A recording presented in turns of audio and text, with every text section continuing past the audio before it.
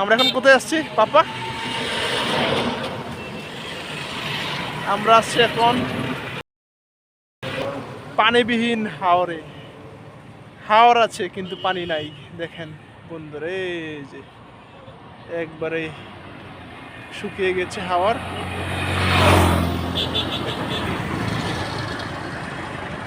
দেখেন ওই জলডাঙ্গা রেস্টুরেন্ট, কিন্তু ওখানে জল নাই।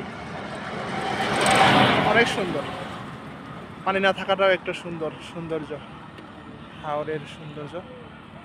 শুকনো হাওর। এদিকে তাকাও স্রোত, পাপা এদিকে তাকাও, এদিকে তাকাও, এই এই ছেলে এদিকে তাকাও, এদিকে দেখো, এদিকে দেখো। হুম।